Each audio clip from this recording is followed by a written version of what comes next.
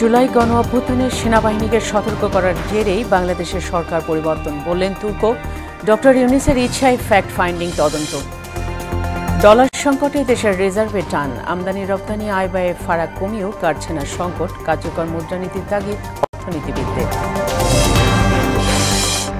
ঈদে আগাম বাস টিকিট বিক্রি শুরু 14 মার্চ, দেওয়া হবে 7 দিনের টিকিট, একযোগে মিলবে অনলাইন ও কাউন্টারে। এবং রোজার প্রথম ছুটির দিনে ঊর্ধ্বমুখী রাজধানীর কাঁচা বাজার, চড়া-দামে বিক্রি হচ্ছে সব ইফতার উপকরণ, এখনও কাটেনি ভোজ্য তেল স্মাতি।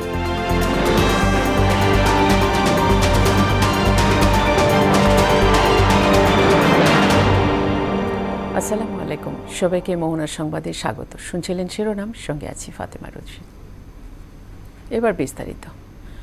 জুলাই গণ অভ্যুত্থানে ছাত্র জনতার উপর দমন পীড়ন না চালাতে বাংলাদেশের সেনাবাহিনী সতর্ক করে দিয়েছিল বলে জানিয়েছেন জাতিসংঘের মানবাধিকার বিষয়ক হাই কমিশনার ভলকার তুর্ক। সংঘাতে জড়ালে জাতিসংঘের শান্তিরক্ষা মিশনে অংশগ্রহণ বন্ধ হবে, এমন হুঁশিয়ারি জেরেই সরকার পরিবর্তন হয়েছিল বলেও দাবি করেন তিনি। সংবাদ মাধ্যম বিবিসির এক অনুষ্ঠানে এসব কথা বলেন তুর্ক। বিস্তারিত জানাচ্ছেন কাজী শাহরিন। বাংলাদেশে জুলাই আগস্টে ছাত্র জনতার আন্দোলন চলাকালে দমনপীড়নের অংশ না নিতে সেনাবাহিনীকে সতর্ক করেন জাতিসংঘের মানবাধিকার বিষয়ক হাই কমিশনার ভলকার তুর্ক। আর এ জেরেই সরকার পরিবর্তন হয়েছিল বলে দাবি করেন তিনি। বুধবার বিবিসি ওয়ার্ল্ড সার্ভিসের হার্ট টক অনুষ্ঠানে উপস্থাপক স্টিফেন সাকারের মানবাধিকার বিষয়ক এক প্রশ্নের জবাবে তিনি একথা বলেন। অনুষ্ঠানে অবরুদ্ধ গাজা, সুদান, ইউক্রেন সহ বিশ্বের বিভিন্ন দেশের মানবাধিকার পরিস্থিতির প্রেক্ষাপটে জাতিসংঘের ভূমিকার প্রশ্নের উদাহরণ হিসেবে বাংলাদেশের প্রসঙ্গ টানেন Turk. I can give you examples where it is taken seriously. I'll give you the example of Bangladesh last year. বলেন, গত বছরের জুলাই আগস্টে ব্যাপক আন্দোলন করে বাংলাদেশের ছাত্র সমাজ। এটি বন্ধে ছাত্রদের ওপর দমনপীড়ন চালায় শেখ হাসিনার সরকার। এই অবস্থায় জাতিসংঘের পক্ষ থেকে সেনাবাহিনীকে সতর্ক করা হয়। এটি ছাত্রদের জন্য বড় আশার জায়গা ছিল বলে মনে করেন তিনি। সংঘাতে জড়ালে জাতিসংঘ শান্তিরক্ষা মিশনে অংশগ্রহণ বন্ধ হবে বলেও সেনাবাহিনীকে সতর্ক করা হয় বলে জানান Turk. Gave the warning to the army that if they get involved, it means that they may not be able to be a troop contributing country anymore. দাবি করেন এ সতর্কতার কারণেই সেনাবাহিনীর এমন ভূমিকা দেখা যায়।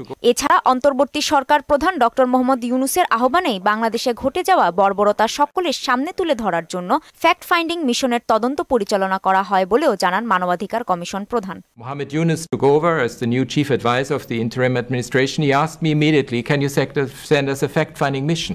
কাজী শাহরিন, মোহনা সংবাদ। ডলার সংকটে টান পড়েছে বৈদেশিক মুদ্রার মজুদে। রপ্তানি আয় আর আমদানি ব্যয়ের ফারাক কমিয়েও রিজার্ভ বাড়ানো যাচ্ছে না। সার্বিক অর্থনীতির সাথে সমস্যা কাটাতে কার্যকর মুদ্রানীতি প্রণয়ন জারি বলে মত দিয়েছেন অর্থনীতিবিদরা। পরামর্শ দিয়েছেন তারল্য সংকট নিরসনের। মনিরুল ইসলামের বিশেষ প্রতিবেদন। আওয়ামী লীগ আমলের 15 বছরের লুটপাটে নড়বড়ে অবস্থা জাতীয় অর্থনীতির। বৈদেশিক মুদ্রা রিজার্ভ নেমে আসে $15 বিলিয়ন, যার নেতিবাচক প্রভাব পড়েছে আমদানি রপ্তানি সহ ব্যবসা বাণিজ্যে। ডলার সংকটের এই সময়ে কমেছে প্রকৃত রপ্তানি, আমদানি ব্যয়ও নিয়ন্ত্রণ করা হচ্ছে। এতে কিছুটা উপশম হলেও সংকট নিরসনে যথেষ্ট নয়। বাংলাদেশ ব্যাংক বলছে বৈদেশিক মুদ্রার প্রধান ক্ষেত্র রপ্তানি আয়। এ খাতটি সংকুলান করছে বৈদেশিক মুদ্রার 70%। এর বাইরে রেমিটেন্স আয় থেকে আসে 28 আর বৈদেশিক বিনিয়োগে এ হার 2%। পরিসংখ্যান বলছে বছরে রপ্তানি আয়ের গড় $50 বিলিয়ন আর প্রবাসীদের পাঠানো রেমিটেন্স 22 বিলিয়ন। এই 72 বিলিয়নের বিপরীতে ব্যয়ের গড় $85 বিলিয়ন। মোটা দাগে ঘাটতি থেকে যাচ্ছে $13 বিলিয়ন।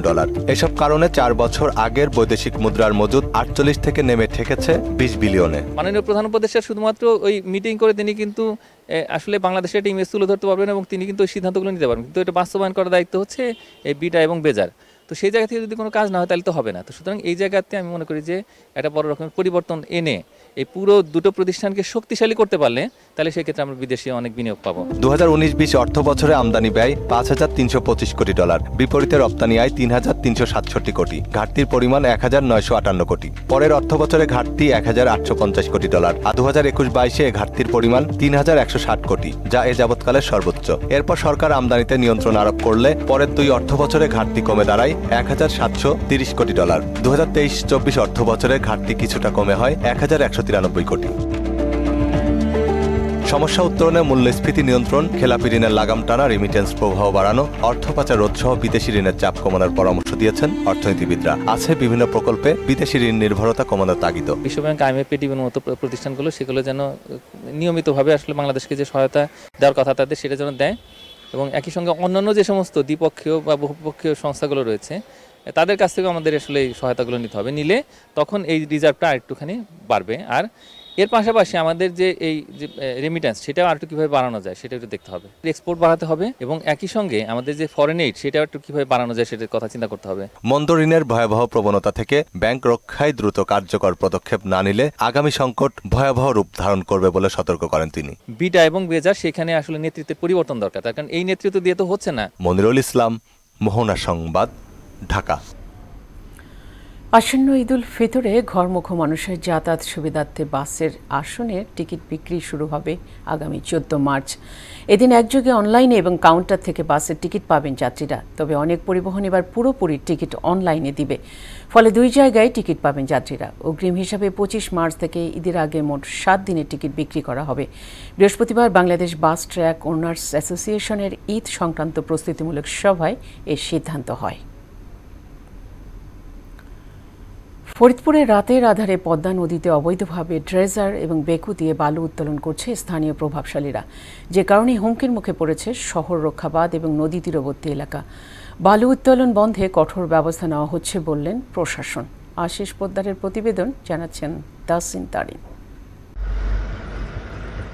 ফরিদপুরের সদর উপজেলার ডিকিচর ইউনিয়নে রাত গভীর হলেই পদ্মা নদী থেকে চলে অবৈধ বালু উত্তোলন।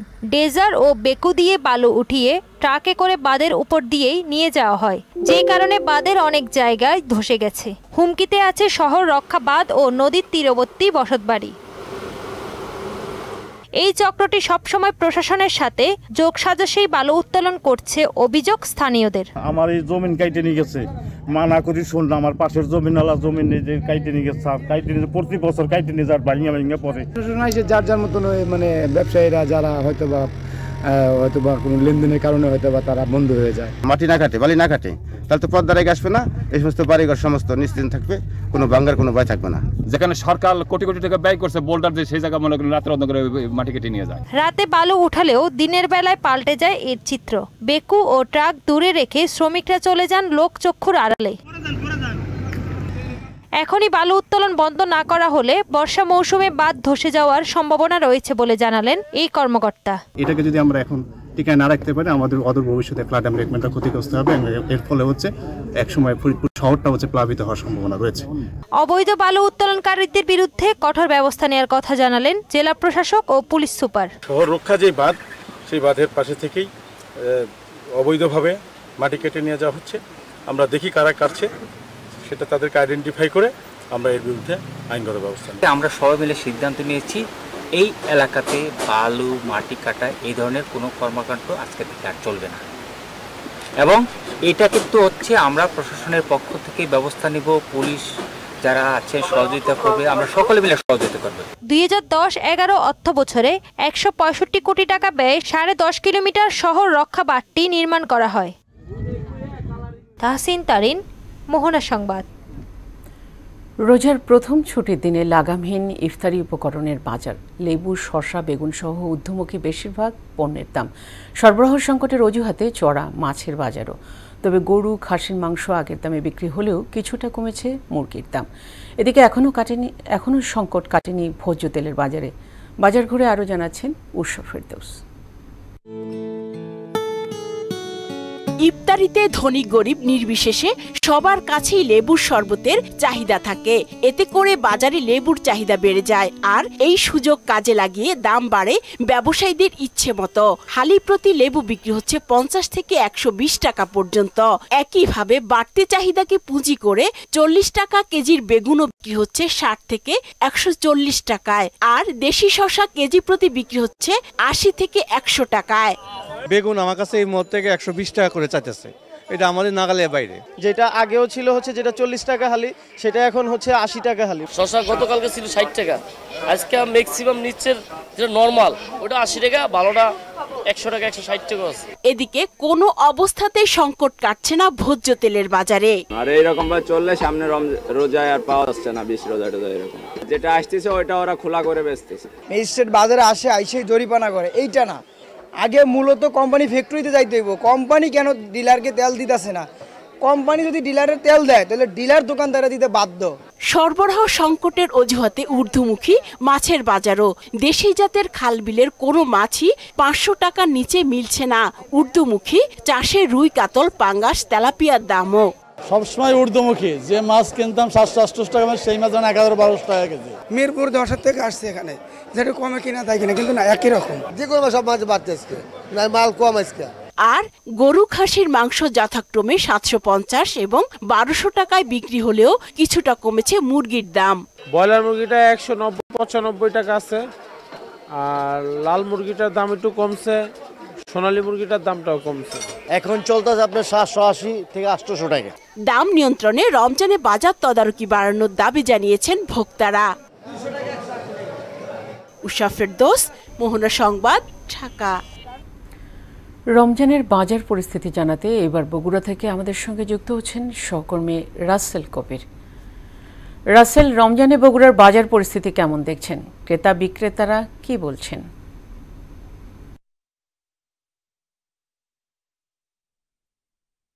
রশিদ, আপনি জানতে চেয়েছেন যে বগুড়ার রমজানের বাজারের সার্বিক বিষয়। আসলে আমি একটু দেখাই, আজকে যেরকম এখন চিত্র দেখছেন একদম পুরো কিন্তু ফাঁকা, কারণ আজকে প্রথম রমজান মাসের প্রথম শুক্রবার। এই শুক্রবারকে ঘিরে ধর্মপ্রাণ মুসলমানদের আজকে অন্যরকম একটা দিন ছিল। আমরা লক্ষ্য করেছি যে সকাল থেকেই আজকে বাজারে অসংখ্য ক্রেতারা ছিল এবং সকাল থেকে মুখরিত ছিল আজকে বগুড়ার বাজার, আমরা কিন্তু দেখেছি।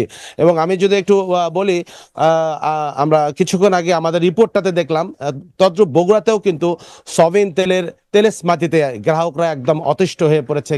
ক্রেতাদের বলা যেতে পারে ক্রেতাদের একদম দৃশ্যের বাইরে সয়াবিন তেল। আমিও নিজেও দেখেছি, প্রত্যেকটি দোকানে আমি কথা বলেছি, আসলে কোথাও কোনো সয়াবিন তেলের দেখা পাইনি। এবং এরপর আমি একটু জানি আসলে কাঁচা বাজারের যেগুলো রমজানের নিত্য প্রয়োজনীয়, যেমন লেবু, শসা, এরপর ক্ষীরা বাগুন আমরা যেটাকে বলি, এগুলো আসলে সপ্তাহের ব্যবধানে এখানে খুব বেশি কিন্তু আসলে বাড়েনি, সমানই আছে। এখনো ভালো মানের লেবু 50 টাকা, বেগুন 60 থেকে 70 টাকা এবং ক্ষীরা কিন্তু দাম কিছুটা কমেছে, 30 থেকে 35 টাকা এই সপ্তাহে বিক্রি হচ্ছে। এবং আপনাকে যদি আমি একটু আপনার মাধ্যমে জানাই, আসলে আমি মাংসের বাজারে গিয়েছিলাম, সেক্ষেত্রে মুরগির বাজারে আমি গিয়েছিলাম, আমি কথা বলেছি, তারা বলেছে গত সপ্তাহের তুলনায় সব মুরগিতে কিন্তু দেশি মুরগি ছাড়া 5 থেকে 10 টাকা কমেছে। যেমন ব্রয়লার বিক্রি হচ্ছে এখন 180 টাকা, লেয়ার বিক্রি হচ্ছে 300 টাকা, পাকিস্তানে বিক্রি হচ্ছে 270 টাকা এবং দেশি মুরগিতে দাম কিন্তু বেড়েছে। দেশি মুরগির বিক্রি হচ্ছে 550 থেকে 600 টাকা। তাছাড়া খাসির মাংস এটি বিক্রি হচ্ছে 1100 টাকা, গরুর মাংস 750 টাকা। একটু জানিয়ে রাখি যে আসলে মাছের বাজারে আমি গিয়েছি, তদ্রুপ মাছের বাজারে আমরা দেখেছি দেশি মাছ ছাড়া সব ধরনের মাছের কিন্তু দাম অপরিবর্তিত রয়েছে। দেশি মাছ আমি খোঁজ নিয়েছি 600 থেকে 1200 টাকার মধ্যে দেশি মাছ বগুড়ার বাজারে বিক্রি হচ্ছে এবং যেগুলো পুকুরে চাষ হয় স্তর ভেদে 450, 500, 550 এর মধ্যে রয়েছে। আসলে সবজির বাজারে যদি আমি ফিরে যাই, কারণ বগুড়ায় যেহেতু আসলে এই সবজিগুলো উৎপাদন হয় উৎপাদন কেন্দ্রে, সেক্ষেত্রে বগুড়াবাসীর সাথে আমি কথা বলেছি, যেহেতু এখানেই উৎপাদন হয়, তারপরেও বেগুন, শসা, করলা, পটল এগুলোর দামের ব্যাপারে তারা বলেছে যে এখন যে মৌসুম চলছে, সিজন চলছে, আরও একটু দাম যদি কমতো তাহলে সাধারণ মানুষের জন্য এটা আরও বেশি ক্রয় ক্ষমতার মধ্যে থাকতো। এবং রমজানের আরেকটি বিষয় আছে সবচেয়ে নিত্য প্রয়োজনীয় জিনিসের মধ্যে, সেটা হলো সোলার দাম কিন্তু 110 টাকা আজকে আমি খোঁজ নিয়েছি। তবে সাধারণ মানুষ যারা ক্রেতা তারা দাবি জানিয়েছে সরকারের বিভিন্ন দপ্তরের কাছে, বিশেষ ভোক্তা অধিদপ্তর নির্বাহী ম্যাজিস্ট্রেট, তারা যেন অভিযান অব্যাহত রাখে। বাজার যে সহনীয় পর্যায়ে আছে এইটা মানুষের এখনো ক্রয় ক্ষমতার মধ্যে, তাহলে মানুষের জন্য আরও এইটা সাস্টেইনেবল হবে। এবং তারা বলেছে যে এই অভিযান অব্যাহত থাকলে তাহলে মানুষের নাগালের মধ্যেই সবকিছু থাকবে। এই ছিল আমার কাছে বগুড়া থেকে রশিদ সর্বশেষ। রাসেল, আপনাকে ধন্যবাদ। দর্শক, এবার রমজানকে ঘিরে চট্টগ্রামের বাজার পরিস্থিতি জানাতে আমাদের সঙ্গে যুক্ত হচ্ছেন সহকর্মী সুমন কুমার দে। সুমন, চট্টগ্রামের বাজার পরিস্থিতি কেমন দেখছেন? দাম নিয়ে ক্রেতা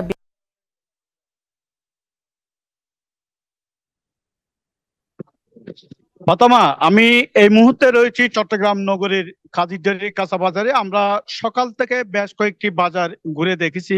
অর্থাৎ সবজির বাজার যদি বলি, বিশেষ করে লেবু এবং শসা এই দাম কিন্তু বেড়েছে। অর্থাৎ গত সপ্তাহে কিন্তু প্রতি পিস লেবু বিক্রি করা হয়েছিল আপনার 20 টাকা করে, এই সপ্তাহে কিন্তু 25 টাকা করে বিক্রি করা হচ্ছে লেবু।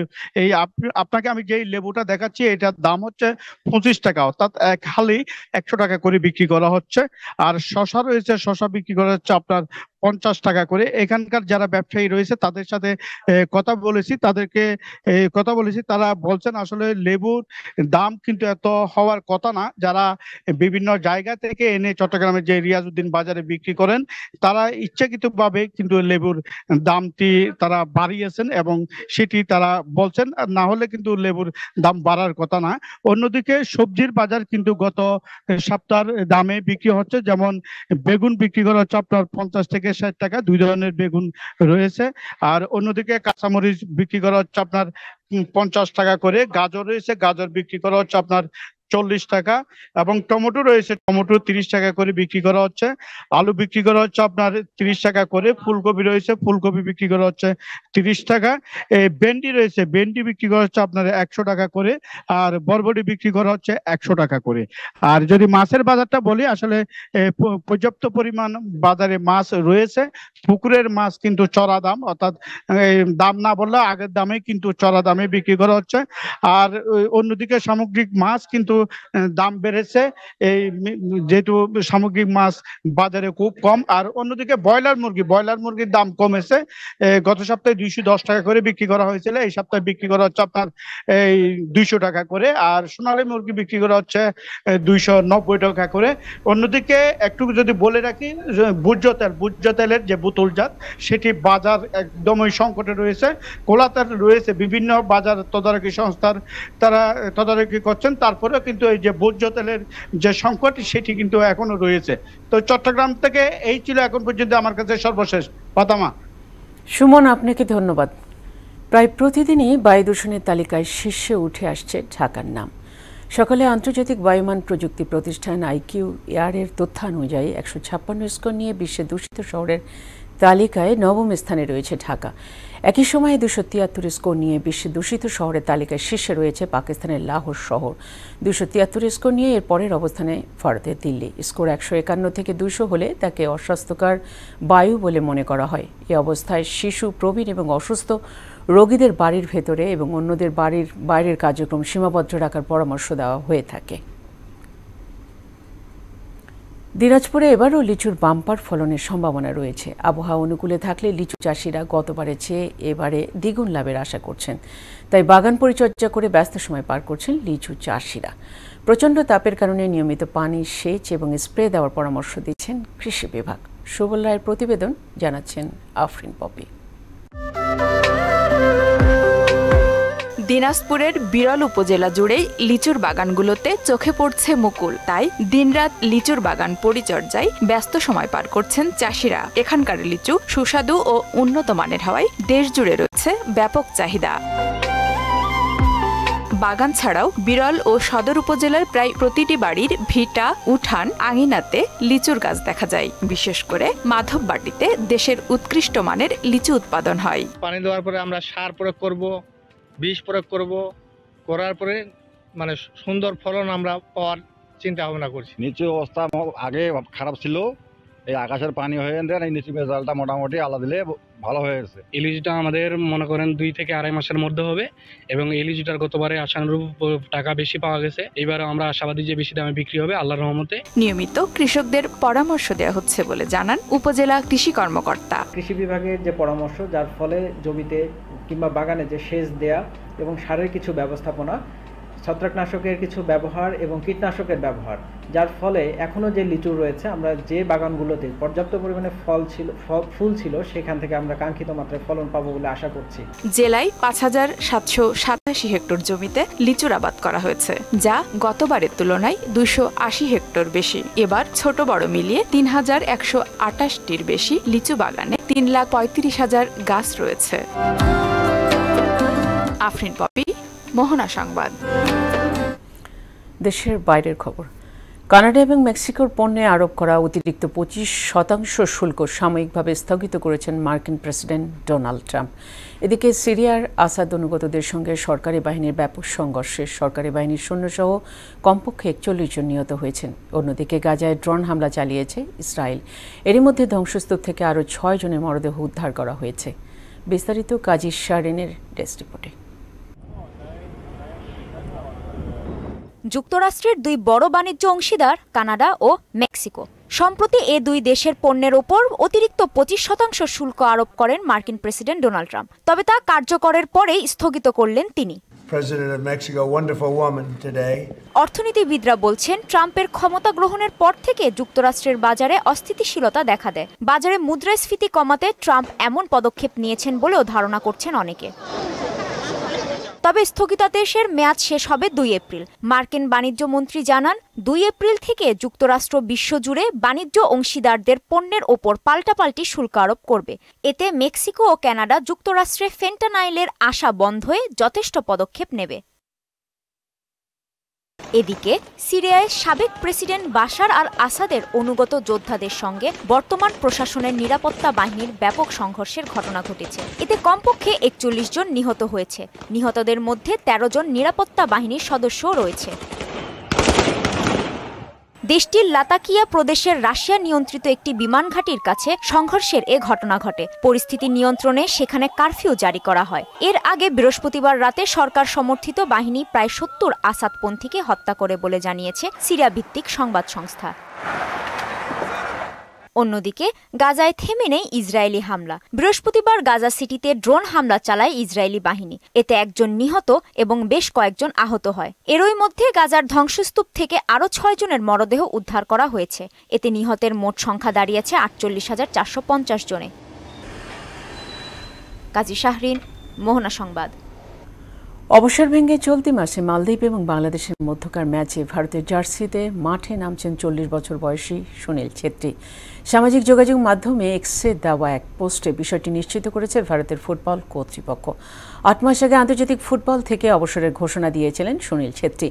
১৯ বছরের আন্তর্জাতিক ক্যারিয়ারে ১৫০ ম্যাচে ৯৪টি গোল করছেন ভারতের এই স্ট্রাইকার, যা জাতীয় দলের জার্সিতে বিশ্বের ৩য় সর্বোচ্চ গোল। মালদ্বীপের বিপক্ষে প্রীতি ম্যাচে আগামী ১৯ মার্চ এবং বাংলাদেশের বিপক্ষে এএফসি এশিয়ান কাপ বাছাই ম্যাচ খেলতে ২৫ মার্চ মাঠে নামছে ভারত। শেষ করব মোহনা সংবাদ, যাবার আগে শিরোনামগুলো আরও।